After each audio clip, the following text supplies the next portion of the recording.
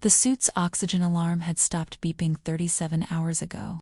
Not because the problem was fixed, because the battery that powered the warning chime had finally died. Captain Ilara Voss drifted in perfect silence now, arms loose, legs slightly bent as though she'd been caught mid-step when the tether snapped. The stars didn't twinkle, they simply existed, cold and unblinking, the same way they had for the last 4 days. She remembered the moment clearly. Routine hull inspection on the Calypso Dawn, solar sail fully deployed, riding the light wind between Proxima Centauri B's orbit and the next jump beacon. A micrometeorite, no bigger than a grain of sand, had punched through the primary tether reel like it was paper. The secondary line had held for 3 seconds, long enough for her to see the ship begin its slow, graceful rotation away from her. Then it parted too. No dramatic explosion. No final transmission, crackling with static and regret. Just the soft click of the carabiner releasing.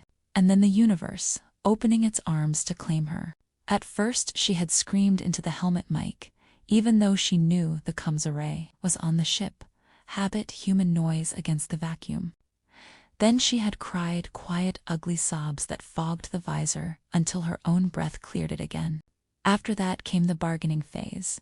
If she could just reach the emergency beacon on her wrist. If the rescue drones still had power.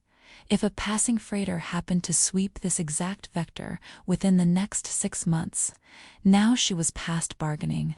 The suit's heads-up display had flatlined into a single dim amber line. O reserve, 0.4%. She could feel the air growing heavier, thicker with carbon dioxide. Each breath took more effort, like drinking through a straw that kept getting narrower.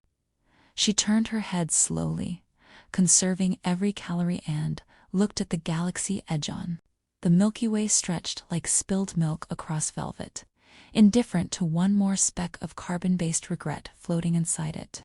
A memory surfaced, unbidden. Her daughter, 6 years old, standing on the launch gantry in Florida, pointing up at the sky. "Mommy, when you come back, will the stars remember you?" Ilara had laughed then. "Stars don't remember, sweetheart, but I'll remember them for you." She tried to laugh now.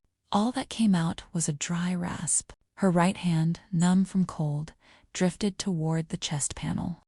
There was one last function she hadn't used yet. The suit's emergency data beacon.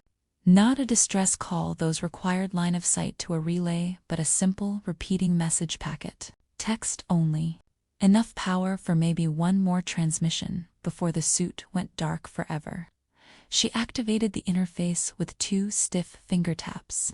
The keyboard floated in green holography before her eyes. She typed slowly. 2. I love you more than light years. The stars are beautiful tonight. Tell your children the same thing I told you. They don't remember us, but we remember them. She hesitated, then added one final line. Don't be afraid of the dark, baby. It's just the place where the light hasn't arrived yet. Her thumb hovered over send. The oxygen percentage ticked to 0.2%. She pressed it. A tiny green pulse flickered outward from her pseudo-photon whisper, lost in the roar of cosmic background radiation. Whether it would ever reach a relay, whether Maya would ever read it, whether Maya was even still alive after all these years, Ilara would never know. She closed her eyes.